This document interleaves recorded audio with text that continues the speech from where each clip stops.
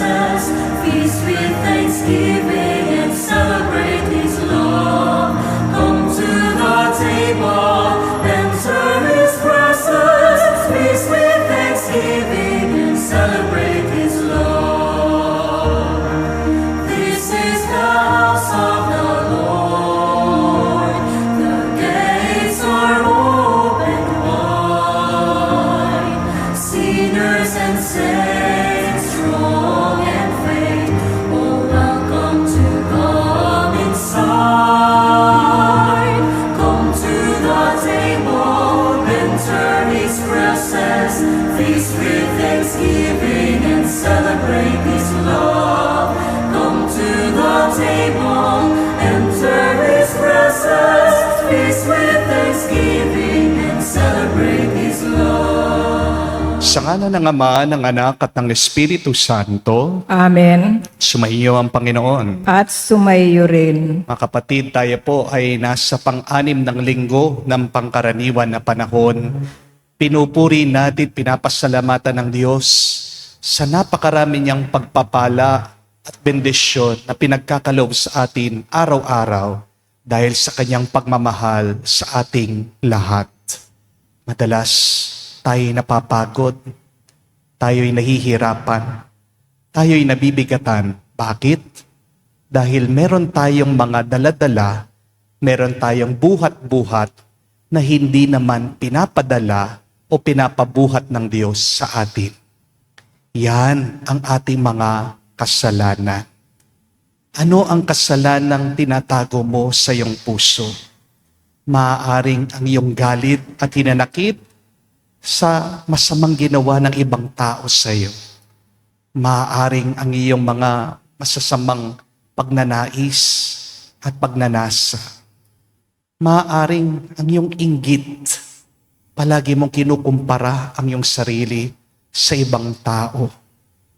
Mga kapatid, habang meron kang daladalang kasalanan na hindi mo maiwanan, magiging mahirap at malungkot ang buhay na ito. Gusto ng Diyos na maging mas masaya ka. Gusto ng Diyos na maging mas payapa ka.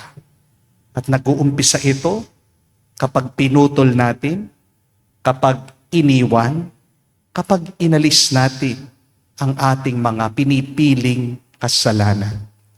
Piliin natin palagi ang Diyos. Mahirap ito. Kaya naman, humihingi tayo muli ng grasya sa Diyos sa pamamagitan ng banal na misa. At para tayo makitang karapat-dapat makatanggap sa mga banal na misteryo, tayo magpakumbaba, hilingin natin muli ang kanyang awa. Inaamin ko Sa makapangyarihang Diyos at sa inyo mga kapatid, na lubha akong nagkasala sa isip, sa salita, sa gawa at sa aking pagkukulang. Kaya isinasamo ko sa mahal na Birheng Maria, sa lahat ng mga anghel at mga banal, at sa inyo mga kapatid, na ako'y ipanalangin sa Panginoong ating Diyos. kaawaan tayo ng makapangyarihang Diyos, patawarin tayo sa ating mga kasalanan, patnubayan tayo sa buhay na walang hanggan. Amen.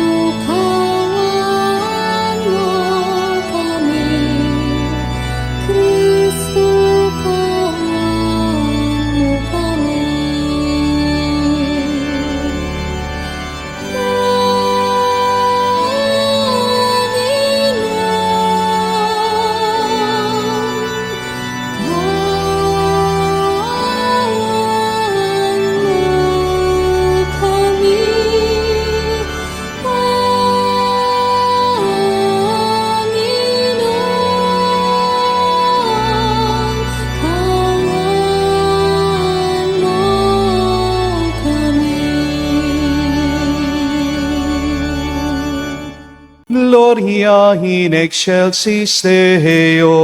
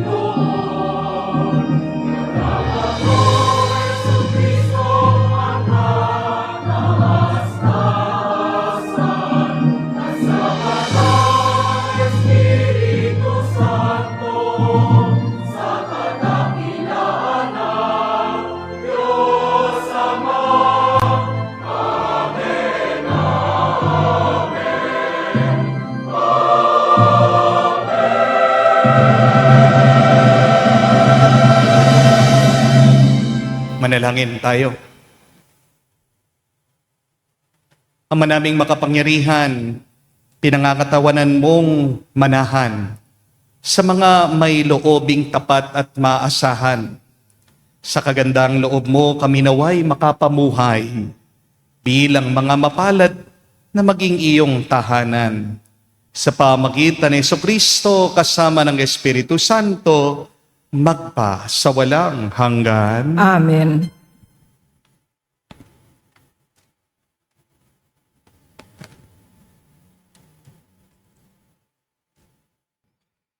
Pagbasa mula sa aklat ni Sirach.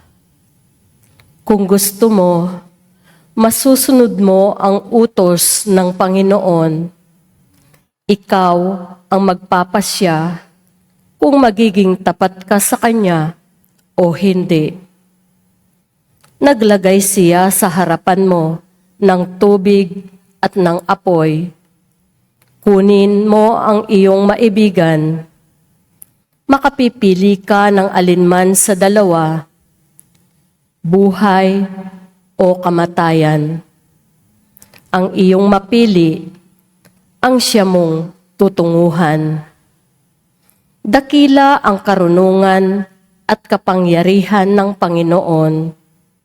Nakikita niya ang lahat ng bagay. Nalalaman niya ang lahat ng ginagawa ng bawat tao. At kinakalinga niya ang mga may takot sa Kanya. Kailan may wala siyang inutusang magpakasama o pinahintulutang magkasala.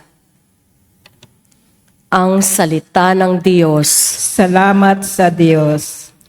Mapalad ang sumusunod sa utos ng poong Diyos. Mapalad ang sumusunod sa utos ng poong Diyos. Mapalad ang mga taong malinis ang pamumuhay. Ayon sa utos ng poon ang gawain araw-araw. Mapalad ang sumusunod sa kanyang kautusan, buong puso ang pagsunod sa utos na ibinigay. Mapalad ang sumusunod sa utos ng poong Diyos. Ibinigay mo sa amin iyong mga utos upang aming talimahin at sundin ng buong lugod. Gayon ako umaasang magiging tapat, susundin ang iyong utos, susundin ng buong ingat. Mapalad ang sumusunod sa utos ng poong Diyos. Itong iyong abang lingkod, O Diyos, sana'y pagpalain, upang ako ay mabuhay at ang utos mo ang sundin.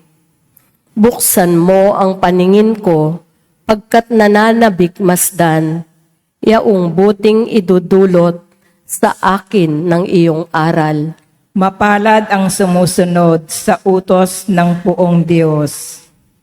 Ituro mo, Panginoon, layunin ng kautusan, at iyon ang susundin ko habang ako'y nabubuhay. Ituro mo ang batas mo't sisikapin kong masunod, buong pusong iingat at susundin ng buong lugod. Mapalad ang sumusunod sa utos ng poong Diyos.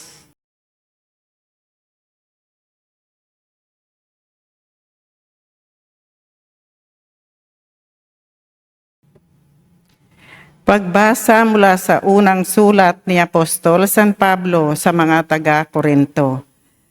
Mga kapatid, sa may sapat na gulang sa pamumuhay espiritual, karunungan ang ipinangangaral namin.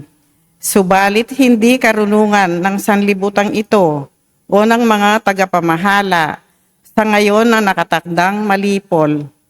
Ang tinutukoy ko ay ang panukala ng Diyos na nalihim sa tao. Itinalaga niya ito para sa ating ikadarakila.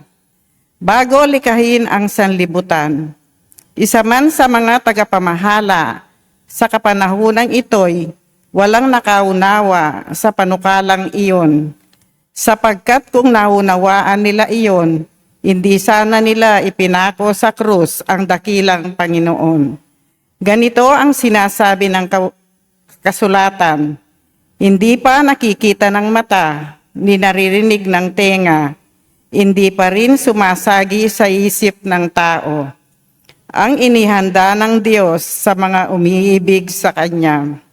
Subalit ito'y inihayag ng Diyos sa atin sa pamamagitan ng Espiritu. Nasasaliksik ng Espiritu ang lahat ng bagay, maging ang pinakamalalim na panukala ng Diyos, ang salita ng Diyos. Salamat sa Diyos.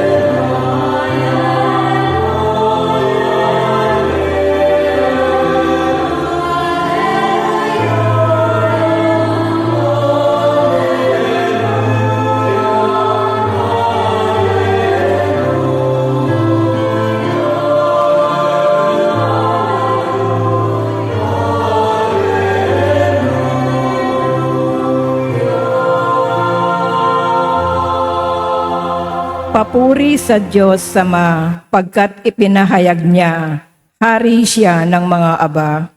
Aleluya, aleluya. Sumainyo ang Panginoon. At sumayo rin. Ang mabuting balita ng Panginoon ayon kay San Mateo. Papuri sa iyo, Panginoon. Nung panong yun, sinabi ni Jesus sa kanyang mga alagad, "Sinasabi ko sa inyo, kung ang pagsunod ninyo sa kalooban ng Diyos ay tulad lamang ng pagsunod ng mga eskriba at mga pariseo, hindi kayo makakapasok sa kaharian ng Diyos." Narinig ninyo nung una, inutos sa mga tao, "Huwag kang papatay. Ang sino mang makamatay ay mananagot sa hukuman." Ngunit ngayon sinasabi ko sa inyo, ang mapuot sa kanyang kapatid ay mananagot sa hukuman. Ang humahamak sa kanyang kapatid ay mananagot sa Sanhedrin. Ang sino magsabi sa kanyang kapatid, "Ulol ka," ay mapapasa apoy ng impyerno. Narinig ninyo nung unay inutos sa mga tao, "Huwag kang makikiapid." Ngunit ngayon sinasabi ko sa inyo, ang sino man tumingin ng may mahalay na pagnanasa sa isang babae, sa isip niya'y nakikiapid na siya sa babaeng iyon. Narinig pa ninyo nung unay inutos sa mga tao, "Huwag kang sisita sa iyong panunumpang pangako, bagkus ay tupdin mo ang iyong sinumpaan sa Panginoon." Ngunit ngayon sinasabi ko sa inyo, huwag na kayong sumumpa kung nangangako kayo. Sabihin mo lamang na oo kung oo at hindi kung hindi. Sapagkat buhat na sa masama ang anumang sumpang idaragdag dito. Mga kapatid, ang mabuting balita ng ating Panginoon. Pinupuri ka namin, Panginoong Heso Kristo. Magandang araw po muli sa inyong lahat. And a blessed Sunday po sa inyong lahat. Pakigreet nyo naman po mga katabi nyo, Happy Sunday! No? Happy Sunday po sa inyong lahat. May tanong lang po ako sa inyo. Sana po honest kayo, ha? Sino po sa inyo dito ang walang kasalanan? Taas po ang kamay. Ay, salamat po. Honest kayo. Kala ko may magtataas ng kamay. Kala ko may bago ng santo. Kala ko meron ng bagong Virgin Mary. Hindi po ba? Salamat po, ha? Honest kayo. Inaamin nyo, makasalanan kayo. Amen? Kaya wag po kayong magagalit dyan sa mga asawa nyo pag nagkakasala sila. Kasi pinakasalan nyo, hindi po santo. Amen? Ang pinakasalan nyo po, hindi perpektong tao. Yan umamin no, na may kasalanan siya. Di po ba? Ngayon po, susunod na tanong. Sino naman po sa inyo ang gustong magbago, ang gustong iwanan ang kanilang kasalanan? Taas po ang kamay. Ay salamat po, nagtaas kayo ng kamay. Pero meron po mga iba, hindi nagtaas ng kamay. Anong ibig sabihin? Hindi maiwan ang kasalanan. Hindi po ba? O baka hindi nagtaas ng kamay kasi nahihiya. Bakit? Baka may putok. Di po ba? Pero sana po, no, na tayong lahat ay may pagnanais na magpakabanal, iwanan natin ang ating mga kasalanan. Amen? Ngayon po, ang pinakamahalagang tanong, ito po. Sino po sa inyo ang nahihirapang magbago at iwanan ang kasalanan? Taas po ang kamay. Tayo din po, no? Thank you very much po sa honesty niyo. Halos lahat tayo, aminin nyo man hindi, ito po ang ating paghihirap. Ito po yung ating challenge. Marami sa atin, hirap na magbago, iwanan ang ating kasalanan. Amen? Pero kapatid, tandaan niyo po ito. Kapag nahihirapan ka na iwanan mong iyong kasalanan, hindi ka masamang tao. Anong ibig sabihin nito? Tao ka pa rin. At kapag nahihirapan ka, nag-struggle ka, na iwanan mo, baguhin mo ang iyong sarili dahil sa kasalanan, may pag-asa ka pa rin. Kasi kapag hindi ka na nahihirapan sa kasalanan, ibig sabihin, sumuko ka na sa kasalanan. Di po ba? Kapag hindi ka na nag-i-struggle, nahihirapan na magbago sa iyong buhay, ibig sabihin, niyakap mo na ang masama. Amen? Mas nakakatakot po pag ayaw mo nang magbago. Mas nakakatakot po pag hindi ka na nahihirapan sa pagbabago. Kasi ang taong ayaw magbago, nabubuhay na sa kasamaan. Amen? Ang tanong, bakit ba hirap na hirap tayo iwanan natin ang kasalanan? Kasi ang labanan po nangyayari wala sa labas, kung hindi sa loob. Tandaan niyo po yan. Yung kalaban mo, hindi yung kapitbahay mo. Yung kalaban mo, hindi yung kaopisina mo. Yung kalaban mo, hindi rin yung asawa mo na matigas ang ulo. Amen?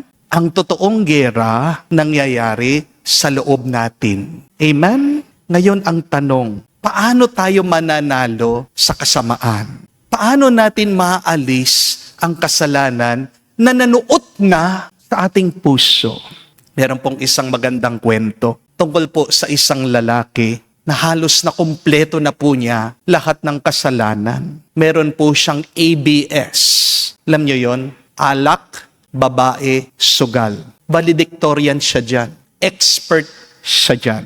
Addicted na nga eh. Inaaway ang pamilya niya. Problema na siya sa barangay. Suko na po yung kanyang asawa at mga anak sa kanya. Pero minsan, sabi ng misis niya, subukan pa natin, baka yung pare sa simbahan matulungan yung aking asawa. Kaya umaasa na magbabago ang kanyang mister. Ito pong misis, dinala po yung lalaki doon sa parokya.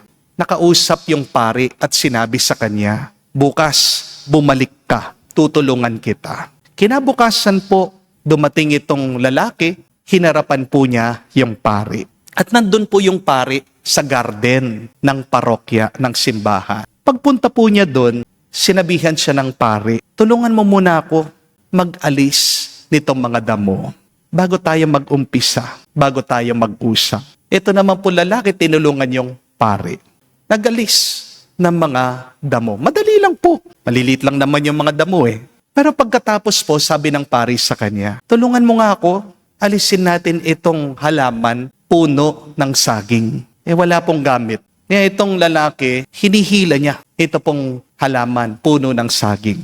Hindi po niya maalis. Kaya anong ginawa niya? Inaalog po niya. Pagkatapos sinisipa niya. At kalaunan, natumba din. Naalis din niya. Ngayon sabi po ng pare sa kanya, anak, last na lang ha. Huwag ka magagalit. No? Tulungan mo ako. Alisin mo naman itong puno ng mangga.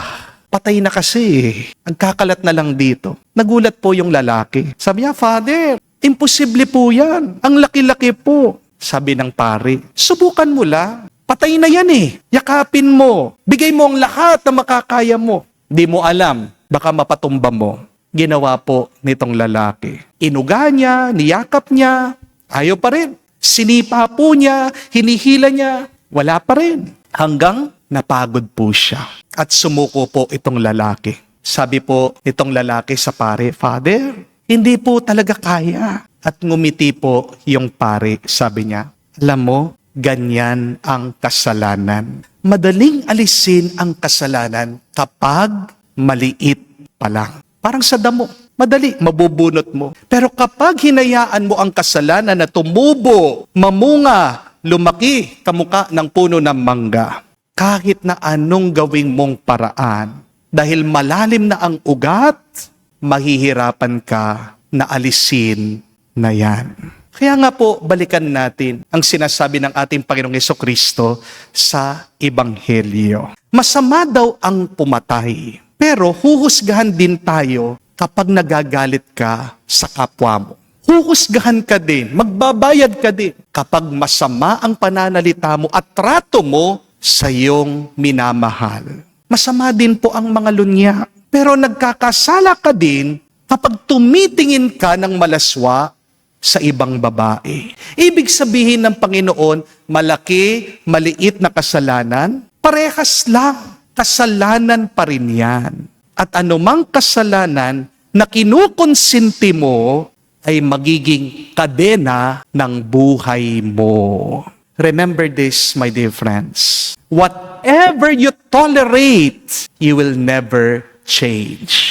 Ang hinahayaan mo ay hindi mo mababago. May kakilala po ako, kwento po niya sa akin. Hindi daw po niya na-realize, sobrang addict na niya sa paninigarilyo. Hanggang napansin niya isang araw, habang may hawak siyang sigarilyo, nakita niya, doon sa table niya, meron pang ibang nakasinding sigarilyo.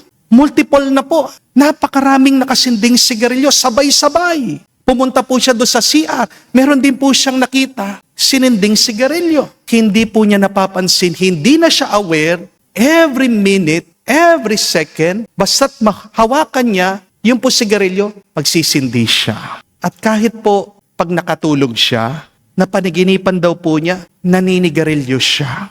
Ganon na po siya ka-addicted. At pagkagising daw niya, galit na galit siya sa kanyang sarili. Doon daw po siya nagdesisyon na mag-quit sa paninigarilyo. It is good to ask ourselves, am I angry with sin? Because if you are not angry with sin or with your bad habits, you are in love with sin. You are in love with your bad habits. Kaya nga po ang turo din ni Jesus sa atin, unless your righteousness surpasses that of the Pharisees and the scribes, you will never enter the kingdom of God. Ano pong ibig niya sabihin dito? Ang mga Pariseo po kasi at mga eskriba, sumusunod lang sa batas, pero hindi nila binibigay ang lahat ng makakaya nila. Sumusunod lang sila sa batas, pero wala ang puso nila sa pagsunod nila sa batas. Marami po sa mga Pariseo at eskriba, ang tawag ni Jesus sa kanila, hipokrito. Anong ibig sabihin nun? Aktor, nagbabalat kayo, pakitang tao lang sila. Kaya ang pinapaalala ni Jesus sa atin, hindi sapat yung mukha kang mabait. Di po ba? Hindi sapat yung pinapakita mo, nagsisimba ka. Hindi rin sapat yung sinasabi mo, religious ka. God is not impressed by our appearance because God always look into our hearts. Kamukha po nung tao, nakakita daw ng isang bote ng alak. Ang ganda po nung bote, ang ganda po nung presentation nung bote ng alak. Nawili siya. Binili po niya yung bote ng alak. Pagkamahal-mahal, umuwi po yung tao, dala po niya yung bote ng alak, excited po siya na uminom. Pero pagkabukas niya, abay ano yung amoy? Suka. Yung alak, sira na pala. Ano pong ibig sabihin? Remember this, my dear friends. What matters most is not the label, but the content. God wants the content of your heart, not your appearance. At tandaan niyo po, ang mga grabing kasalanan nabubuo po over time. Sa mga paliit-liit. Nagsisimula, kaya gumagrabe ang kasalanan, lumalaki kapag sinasabi mo, try ko lang. Minsan lang, konti lang, hanggang ikaw ay bibigla, sinasakal ka na, hinahawakan ka na, kontrol ka na, nakakadena ka na sa kasalanan. Remember this, my dear friends. You don't fall into big sin overnight. You slide to sin slowly. Diba? May kasabihan po tayo. Big things start from small beginning. Ganyan din po. Big sins start from small beginning. Yang meron pong isang aktor, sabi niya, napanood ko siya sa kanyang interview. Ayaw na daw po niyang mag-golf. Ano niya po yung golf? Kasi meron daw siyang mga nakalaro, mga politiko, nag-golf. Golf na lang. It is a very friendly game. Pero isipin niyo, laro lang, nandadaya pa sila. Kung dun sa laro, kayang mandaya ng politiko, paano pa po kaya? Diba? Sa trabaho, sa gobyerno, pinapakita lang dyan kung ano nakatago sa loob. Amen? But here is the good news. Kung hindi man natin kayang bunutin yung mga malalaking kasalanan natin, kasi talagang nag-ugat na sa ating buhay, kaya yan ng Diyos. Kung hindi mo kaya, ipaubaya mo sa Diyos. Hindi ibig sabihin, hindi mo kaya, sumuko ka na. Kapag hindi mo kaya, hinahayaan ka lang ng Diyos na maranasan ang hirap para ma-realize mo, para mamulat ka. Hindi mo kaya, ako, kaya ko. Ang kailangan lang natin gawin, magpatulong tayo sa Kanya. Amen? Walang kasalanan na mas malakas pa kaysa sa Diyos. Amen? Walang addiction na hindi kayang putulin ng Diyos. At walang puso na sobrang tigas na hindi kayang palambutin ni Jesus.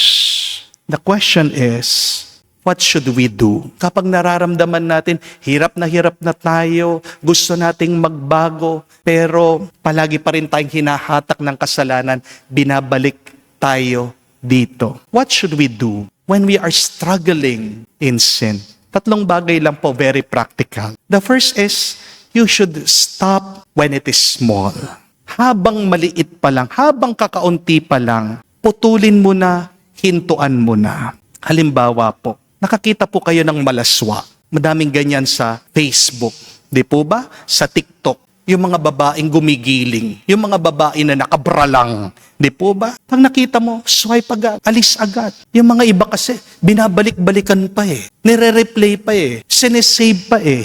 Kapag nagbabad ka na nakatingin, remember your eyes are the window to your soul. Pinapapasok mo yan. Nananatili sa iyong loob. Hindi po ba? Kayo pong mga marites.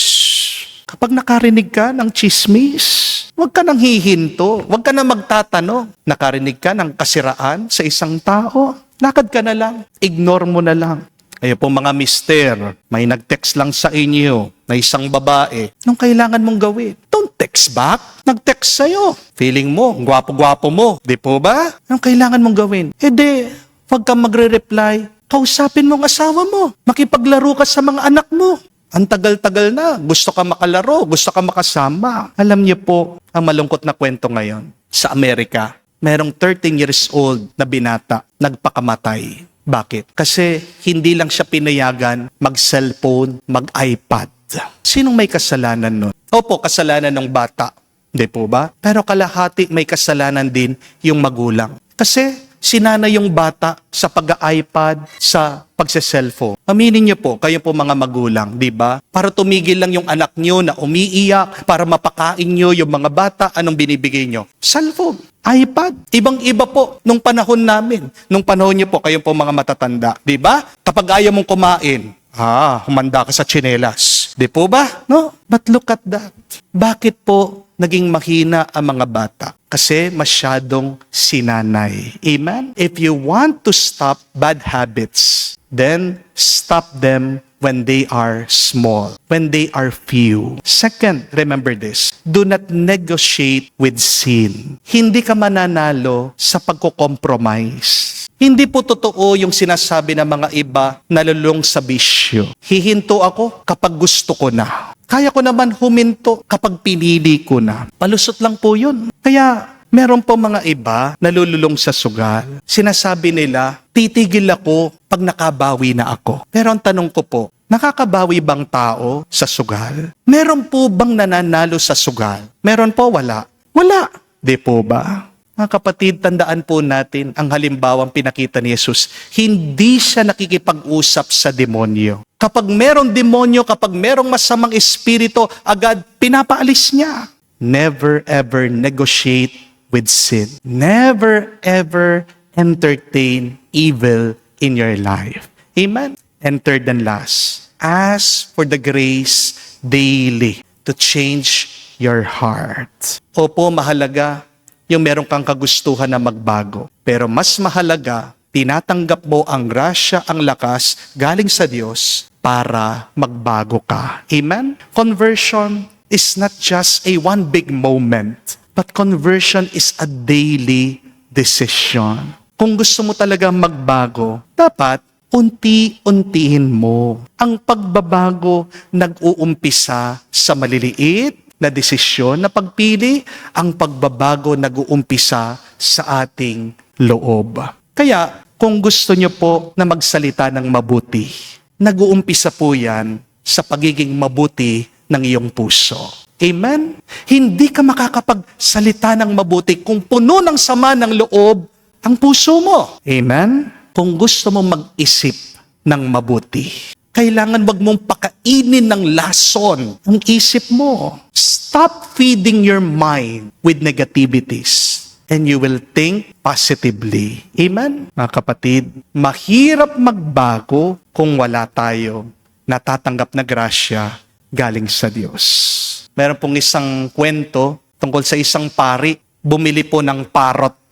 No? Yung ibon na nagsasalita. Tinuruan po ng pari yung parrot na mga banal na salita. Pinamememorize po ng pari yung parrot na mga Bible verses. No? Galing po ng parrot. Sabi niya, Hallelujah! Hallelujah! No? Nag-aamin-amin po. Ito pong parrot. Alam po niya, no? For God so loved the world. Ganun po yung parrot. Pero isang araw, may alaga pong pusa yung pari. Nilundagan yung parrot. Gustong kainin. Alam niya nangyari? Biglang nagmura yung parrot. Bigla sumigaw. At ano po yung na-realize ng pari? Ito, kapag wala sa puso yung kabutihan, mawawala ang kabutihan kapag dumadaan ka sa problema. What is not in your heart will disappear when you are in your crisis. Kapatid, holiness is not about never failing. Ano bang kabanalan? Yung hindi ka nagkakamali? Hindi po. Ang kabanalan ay kahit na nagkamali ka, sumusubok ka pa rin na magpakabuti. Ang kabanalan ay yung kapag nadapa ka, sinusubukan mong tumindig, tumayo. Ang kabanalan ay yung inaamin mo ang iyong pagkakamali, pero ninanais mo na magpakabuti, magpakabanal, maging kamuka ng puso, ng isip ng ating Panginoong Hesukristo. Kaya kung kayo po, meron kayong ugaling ABS, ano po yun? Hinahanap mo alak, babae, sugal. Tapatan mo yan ng CBN. Ano pong CBN? Kristo, bago ang nais mo. CBN. Kristo, bago ang nais mo. Not all that we want is good. And yet, what Christ wants for us is always good. Ano po ulit ang panapat sa alak, babae, sugal? CBN. Christ, Kristo, bago ang nais mo. Christ before pleasure. Christ before anger. Christ before your desire. Christ before your pride. Dahil pag nanguna si Kristo sa puso mo, magiging mas malinis, magiging mas maayos, magiging mas totoo ang iyong loob. Amen. Mga kapatid, ang tunay na santo ay hindi yung mga walang kasalanan. Ang tunay na santo at banal, sila yung mga hindi sumusuko na nakikipaglaban sa masama na pumapasok sa kanilang mga puso. Anong labanan na nangyayari ngayon sa iyong loob? Magdasal po tayo sa banal na misang ito para tunay tayong magbago at maging kawangis ni Kristo. Huwag mo nang papalakihin ang kasalanan. Habang maliit, alisin mo na yan. Iwasan mo na yan. Huwag mo nang i-entertain ang kasalanan. Umiwas-iwas ka diyan. At humingi ka ng grasya palagi sa Diyos. Dahil sa Diyos, walang imposible. Ang buhay mo, pwedeng gawin ng Diyos 100 na pagpapala para sa iyo at para sa iba. Amen. Tumayo po tayo, pahayag po natin ang ating pananampalataya, ating sabihin, sumasampalataya ako Sa Diyos, amang makapangyarihan sa lahat, na may gawa ng langit at lupa, sumasampalataya naman ako kay Hesu Kristo, iisang anak ng Diyos, Panginoon nating lahat. Nagkatawang tao siya, lalang ng Espiritu Santo, ipinanganak ni Santa Mariang Birhen, pinagpakasakit ni Poncio Pilato, ipinako sa krus, namatay, inilibing, nanaog si kanaroon ng mga yumao, nang may 3 araw, nabuhay na maguling, umakyat sa langit, naluluklok sa kanan ng Diyos, amang makapangyarihan sa lahat. Doon magmumulan paririto at maghukom sa mga nabubuhay at nangamatay na tao. Sumasampalataya naman ako sa Diyos Espiritu Santo, sa banal na simbahang katolika, sa kasamahan ng mga banal, sa kapatawaran ng mga kasalanan, sa pagkabuhay na muli ng mga nangamatay na tao, at sa buhay na walang hanggan. Amen. Pinakita sa atin ng salita ng Diyos ang kahalagahan at mahigpit na tuntunin ng kautusan. Hinihiling natin ang tulong ng Panginoon na ito'y sundin natin. Ating sabihin, Panginoon, dinggin mo kami. Panginoon, dinggin mo kami. Para sa buong simbahan, naway patnubayan nito ang lahat na pahalagahan at isabuhay ang mga aral ng kautusan.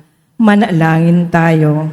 Panginoon, dinggin mo kami. Para sa Santo Papa, mga obispo at pari, naway malinaw nilang maituro at isabuhay ang aral ng kautusan ng Diyos.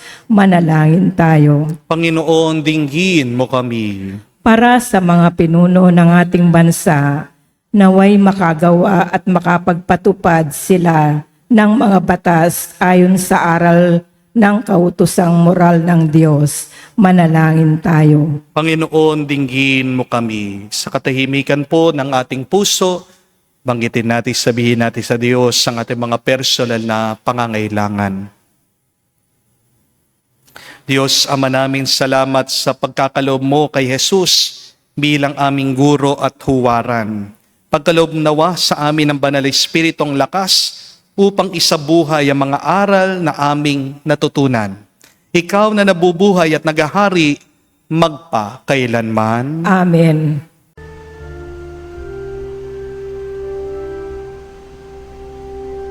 Lord, we gather today in your house. We kneel down and pray. We ask for your mercy as we open our hearts to receive your forgiveness, O Lord.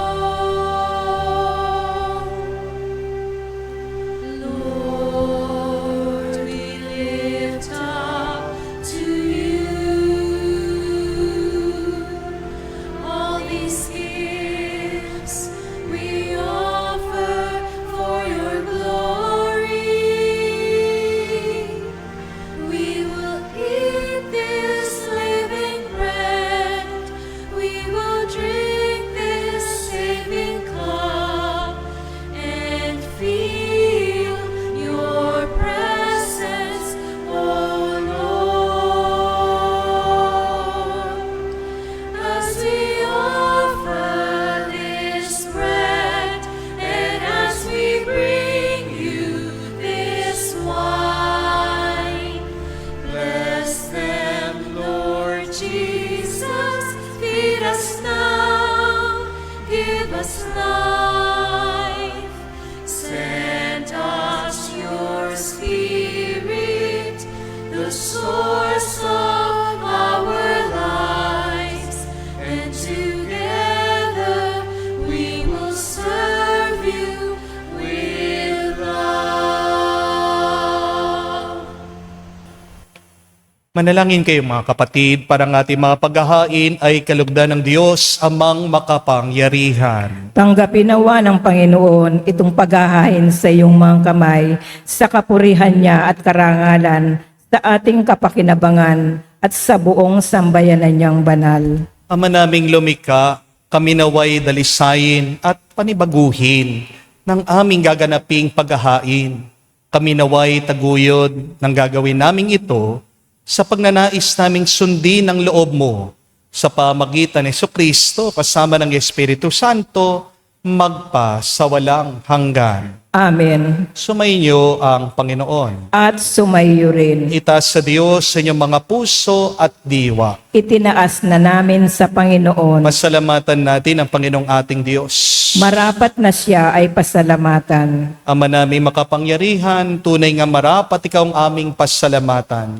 Nasa iyong aming buhay, pagkilos at pag-iral. Sa pamumuhay namin araw-araw, tinatamasa namin ang iyong pagmamahal. Sa pag-ibig mong pinunla sa sangkatauhan, ang Espiritu Santo'y unang aning bigay ng anak mong naglagak sa amin ng katiyakang, nakalaang mabuhay kami sa piling mo kailanman. Kaya kaisa na mga anghel, nagsisiawit ng papuri sa iyo, nang walang humpay sa kalangitan, kami nagbubunyi sa iyong kadakilaan.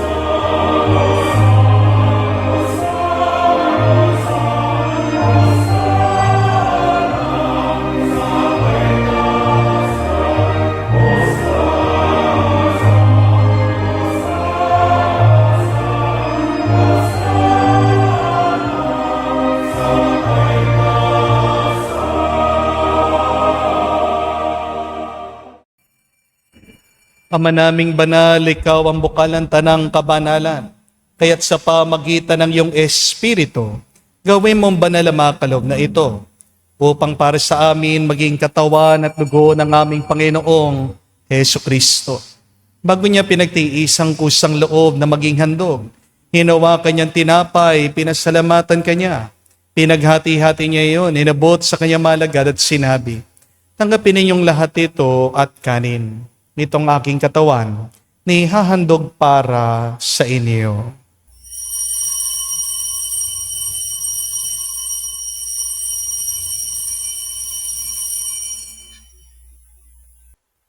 Gayon din naman nang matapos ang hapunan, hinawakan niyang kalis. Muli kanyang pinasalamatan. Nabot niya ang kalis sa kanyang malagad at sinabi, tanggapin ninyong lahat ito at inumin itong kalis ng aking dugo, ng bago at walang hanggan tipan, ang aking dugo na ibubuhos para sa inyo at para sa lahat, sa ipagpapatawad ng mga kasalanan. Gawin ninyo ito sa pag-alaala sa akin.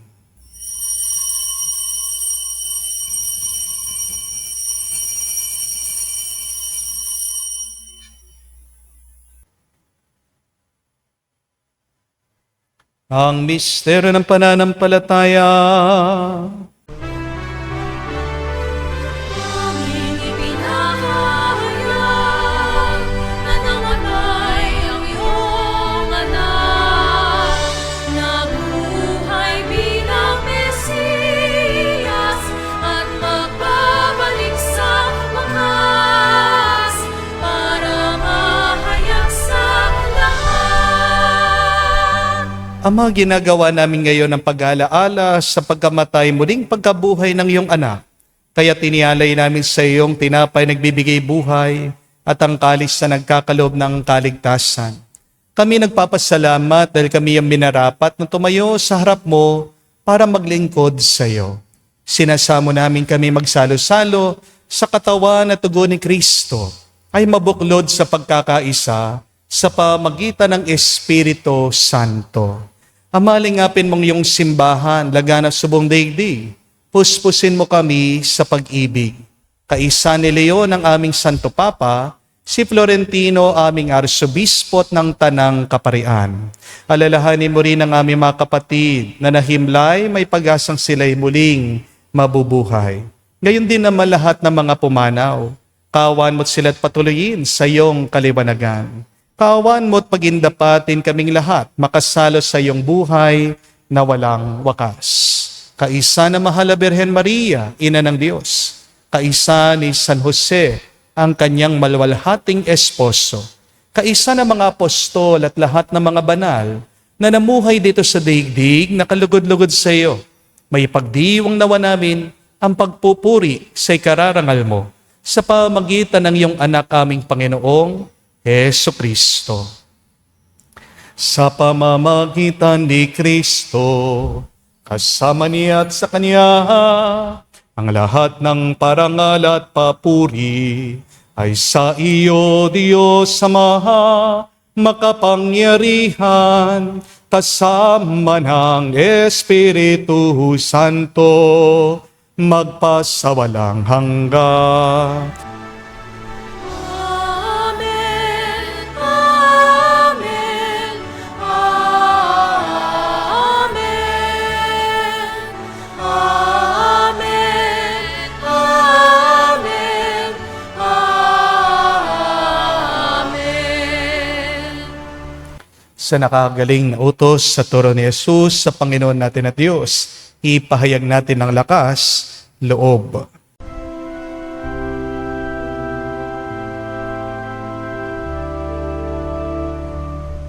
Ama namin, sumasalangit ka, sambahin ang ngalan mo, mapasa amin ang kaharian mo, sundin ang loob mo dito sa lupa para lang sa langit. Bigyan mo kami ngayon ng aming kakanin sa araw-araw, at patawarin mo kami sa aming mga sala para ng pagpapatawad namin sa nagkakasala sa amin. At huwag mo kaming ipahintulot sa tukso, at iadya mo kami sa lahat ng masama. Hinihiling namin kami iadya sa lahat ng masama, pagkalooban ng kapayapaan araw-araw, ligtas sa kasalanan, ilayo sa lahat ng kapamakan, samantalang aming pinanabikan ang dakilang araw ng pagpapahayag ng tagapagligtas naming si Heso Kristo. Sapagkat iyo ang kaharian at ang kapangyarihan at ang kapurihan magpakailanman. Amen. Panginoong Heso Kristo, sinabi mo sa mga apostol, kapayapaan ang iniwang ko sa inyo, ang aking kapayapaan binibigay ko sa inyo. Tunghayan mo ang aming pananampalataya at huwag ang aming pagkakasala. Pagkalooban mo kami ng kapayapaan at pagkakaisa ayon sa iyong kalooban. Kasama ng Espiritu Santo, magpa sa walang hanggan. Amen. Kapayapaan ng Panginoon ay laging sumainyo. At sumayo rin. Magbigayan po kayo ng kapayapaan sa bawat isa. Peace niyo po, kapayapaan po sa inyong lahat.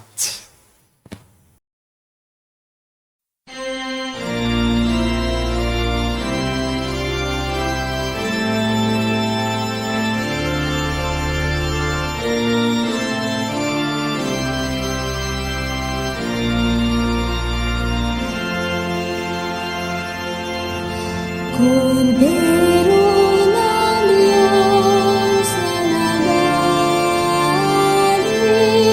ng mga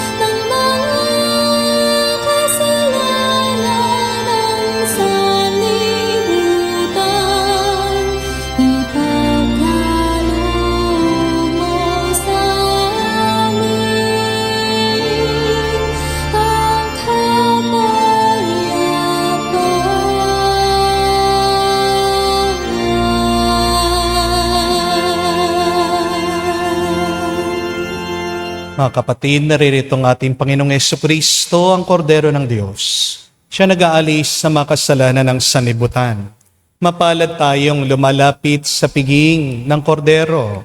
Panginoon, hindi ako karapat-dapat na magpatuloy sa iyo, ngunit sa isang salita mo lamang ay gagaling na ako.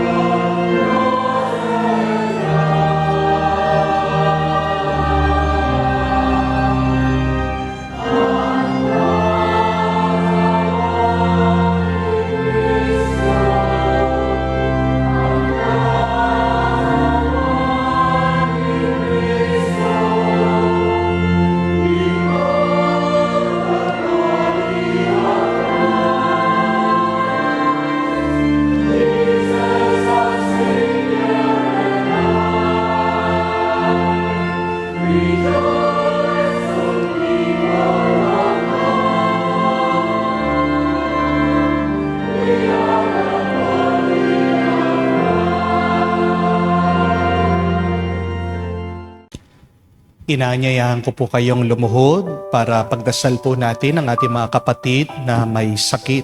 Panalangin para sa mga may sakit. Panginoong Jesucristo, lumalapit po kami sa iyo ngayon upang idulog ang kagalingan ng mga may sakit. Haplusin niyo po sila at pagkalooban ng panibagong lakas upang sila ay muling makapaglingkod sa iyo.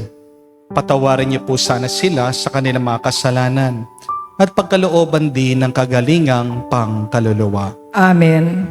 Sa katahimikan po ng ating puso, banggitin natin ang pangalan ng mga kapatid nating hinihiling natin na mabilis. Sana silang gumaling sa kanilang mga karamdaman.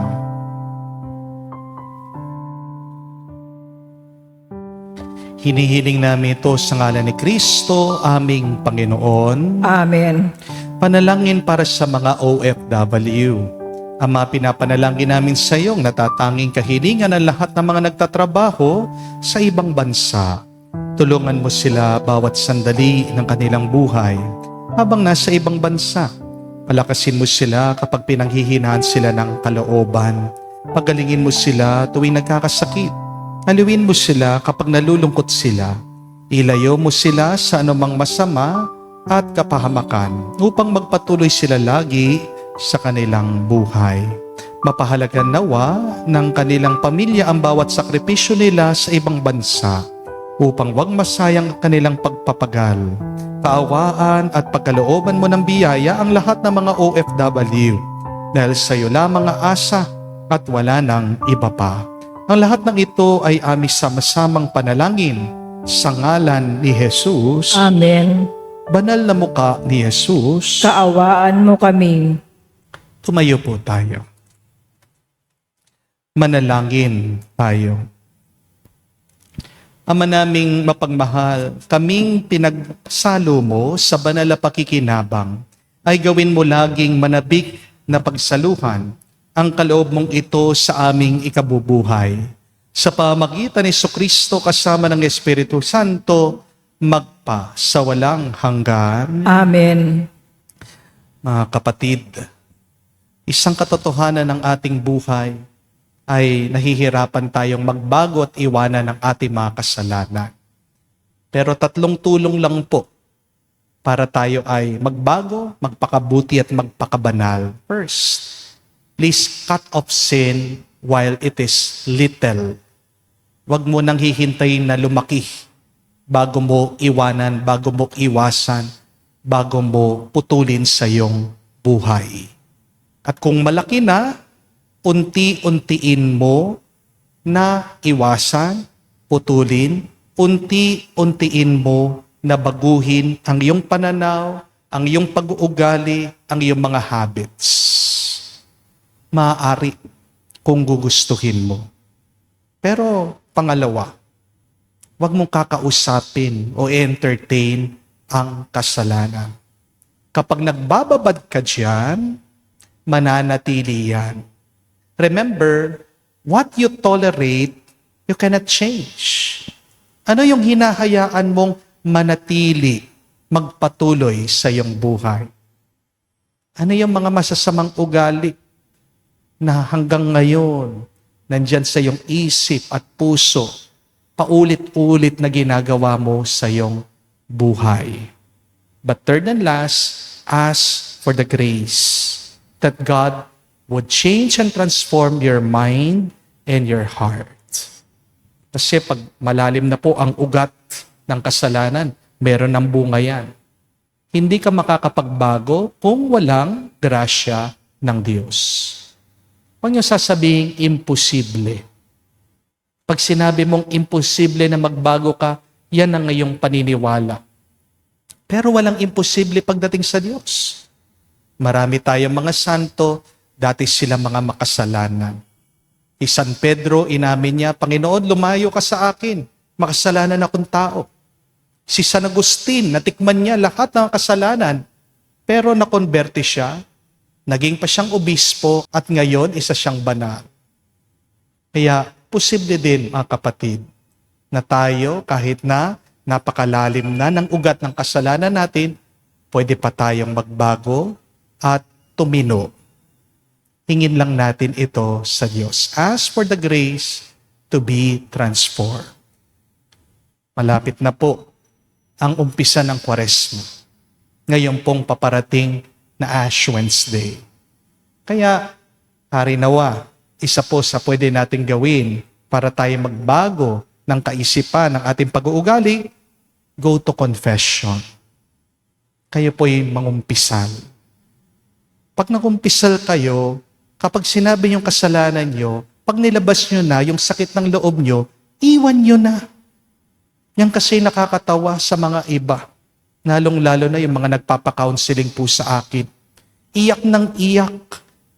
Sinabi na yung sakit ng loob. Pero pagkatapos nun, kukunin pa rin. Dadalhin pa rin. Kaya patuloy yung away nilang mag-asawa. Kapag nilabas mo na, kapag inamin mo na, kapag nagkumpisal ka na, tapos na. Putulin mo na. Iwasan mo na. At pagpatuloy mo ang iyong buhay na may pagnanais, pagnanasa makumuka si Kristo. Yan po yung ating pagdasal. Naway, huwag niyo po sasayangin paparating na Kwaresma na hindi kayo makapagkumpisal. Be better. Be stronger and desire to be more holy just like Jesus.